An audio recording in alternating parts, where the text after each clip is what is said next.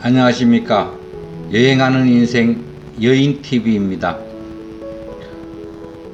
어제는 서울 경기 지방에 많은 눈이 내렸습니다. 날씨도 많이 차가워졌습니다. 부디 건강들 하시고 감기 걸리지 마시기 바랍니다.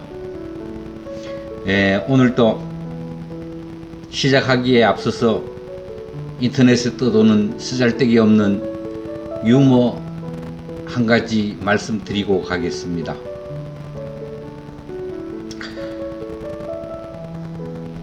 기러기 아빠가 있었습니다. 부인과 아들, 딸 3명은 외국에 나가 유학을 하고 아버지는 한국에서 돈을 벌어서 열심히 학비를 보내줬습니다. 그러던 차에 방학이 되어서 아내와 아들, 딸이 한국으로 왔습니다. 그래서 4 식구가 같이 드라이브를 나갔습니다. 기분 좋게 해안도로를 달리다가 그만 차가 낭떠러지 절벽 밑으로 굴러 떨어졌습니다. 그런데 아무도 다친 사람이 없었습니다. 왜 그랬을까요?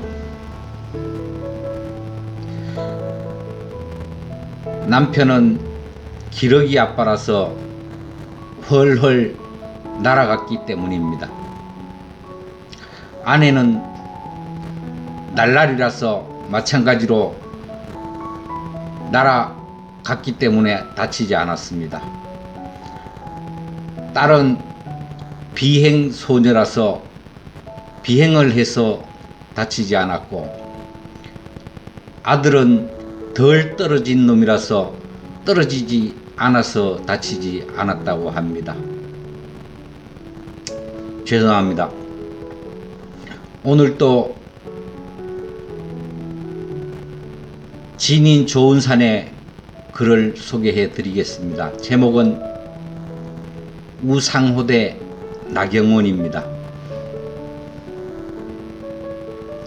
시무칠조 상소문을 국민청원으로 올려 이름을 알린 인터넷 블로거 진인 좋은산이 오는 4월 서울시장 보궐선거에 출마한 더불어민주당 우상호 의원을 향해 운동권 특유의 선민사상과 이분법적 선악 개념에서 단 한치도 벗어나지 못했다고 말했다.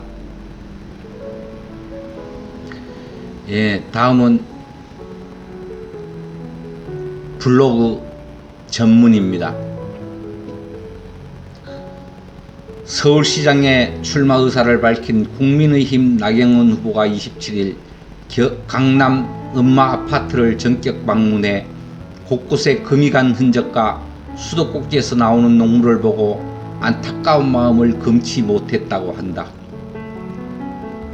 그러자 마찬가지로 서울시장에 도전장을 내민 민주당 우상호 의원이 나경원 후보를 향해 23억 아파트의 눈물은 안타까우면서 23만 반지하 서민의 눈물은 눈에 들어오지 않는 것인가 라며 비판했다고 한다. 23억 아파트의 녹물은 안타까우면서 23만 반지하 서민의 눈물은 눈에 들어오지 않는 것인가? 좋다. 언뜻 들었을 때는 멋진 말이다.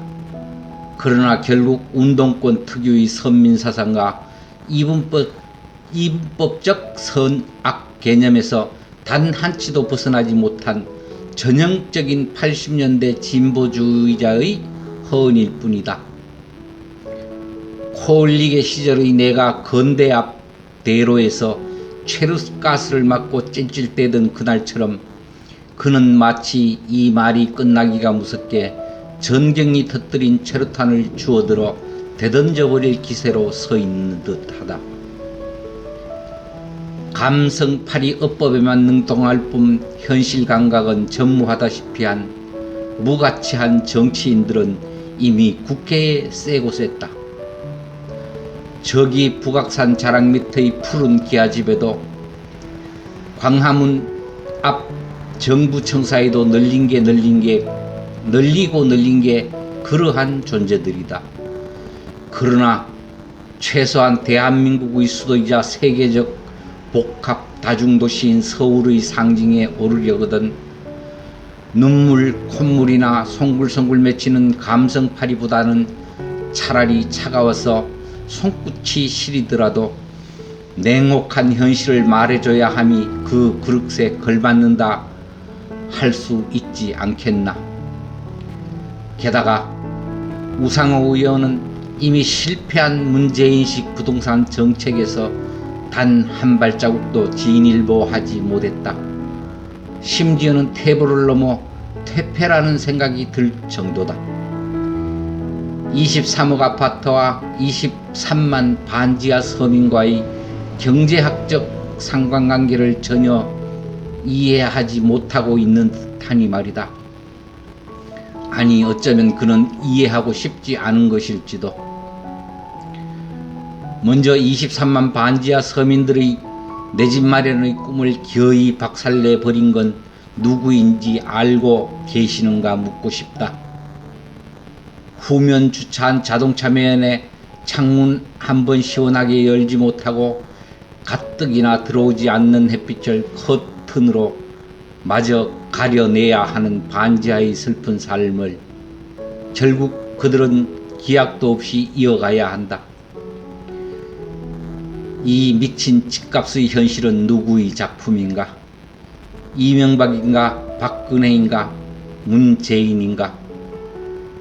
국민의힘인가? 국민의당인가? 눈물 콧물 민주당인가? 반지하에 사는 서민의 삶을 운운하면서 정작 이들의 주거환경 개선을 위한 재개발, 재건축은 결사 반대하는 이 아이러니함과 집값 잡기에는 하등의 관심도 없고 반지하 서민으로 감성팔이나 내세워 표심이나 긁어모으려는 국민을 기만하는 작태의 교범은 민주당의 교과서 무슨 과목 몇 권 몇 편에 나오는 내용인가? 선거에서 압승을 거두는 비법 제하의 필수 과목, 서민들의 심리를 자극하기 제하의 강론, 부자들을 이용해서 국민 분열을 조장하기 편에 수록된 내용인가? 집값 상승의 시발점은 2017년 김현무의 장관의 재임 시절 시작된 강남 4구와 세종시를 대상으로 한 고강도 규제책에서 비롯된다. 강남 집값은 애초에 서민이 넘볼 수 없는 수준의 것이었다. 그러니 부유층은 부유층끼리 어울려서 살게 냅뒀어야 했다. 왜 굳이 강남 집값을 잡겠다고 나섰는가? 그것이 문제였다. 프리미어 리그에서 몸값 높다고 2부 리그로 강등시키는가? 결국 강남 집값은 잡지도 못한 채 처참한 풍선 효과를 통해 전국의 집값이 폭등했다. 그리고 그에 따른 고통은 무주택 서민과 예비 부부들, 청년들의 몫으로 남았다. 그러나 그들에게 사죄할 용의는 민주당엔 없는 것으로 안다. 이러한 눈물샘을 자극하는 대사 몇 마디면 그들은 이미 확보된 충성스러운 표들 아닌가. 서울 부천 지역의 재건축 예정 단지들은 시중에 넘쳐나는 유동성 자금을 흡수해줄 준비된 스펀지와 같은 것이다. 한 단지의 추가 분담금과 일반 분양분의 자금 흡수력만 따져도 수도권 소형 아파트 몇 개 단지를 상쇄하고도 남을 것이다. 몇십억의 현금 동원이 가능한 부유층들의 자금이 중산층과 서민들의 실수요를 위한 중저가 아파트에까지 미치지 않도록 그들만을 위한 그들만의 리그인 것이다. 또한 전면적인 재개발을 통해 반지하 서민들이 깨끗한 신축 아파트에 거주할 수 있다. 재개발 지역 세입자들을 위한 대책으로 임대주택 입주권을 보장받을 수 있는 것이다. 그러나 여태 그랬듯 그럴 용의가 민주당에겐 없는 것으로 안다. 반지하 서민을 팔아 표를 벌어야 하니 누군가는 계속 반지하에 사라져야 하지 않겠는가? 전국이 10억 클럽에 다가서는 이 참담한 현실은 결국 이런 편가르기를 일삼는 정치인들과 감성적 언사에 감격하고 많은 무지한 국민들이 만들어낸 거룩한 합작품에 불과하다. 집 몇 채씩 사두고 제 집값 올려줘서 고맙다며 민주당을 지지하는 강남 좌파는 일종의 장식품이라 해두자. 그러나 우리가 집값 안정에 대해 말하고자 한다면 그것은 현실적이고 논리적인 관점에서 풀어나가야 할 것인지 서민을 끄집어내고 반지하를 끄집어내는 감성에게 기댈 것이 결코 아니다. 그러므로 먼저 국민이 현명해져야 한다. 누추한 옷과 허름한 구두를 신고 옥탑방에 올라가 서민의 고통을 말하는 자를 경계해야 한다. 서민의 고통을 필요로 하는 자일지도 모르기 때문이다. 결국 그래서 지금 집값이 얼마입니까? 이 한마디로 정리될 논쟁거리도 안 될 짓을 다시금 터져나오는 민주당 인사의 허언의 분노에 참으로 길게도 늘어놓았다. 그러나 이것은 나의 과거에 비추어 봤을 때 모든 아이들이 차 없는 단지 위를 거침없이 뛰어놀고 모든 어머니들이 유모차 한 대 내가기 힘든 열악한 주거 환경에서 벗어나게 하고픈 내 나름대로의 작은 정의감에 기인한 글이라 자부한다. 그러므로 나는 절대 숲기운을 빌어 이 글을 쓰지 않은 것이다. 믿어달라. 이상입니다. 언덕스러운 날씨에 감기 조심하시고 다음번까지 안녕히 계십시오.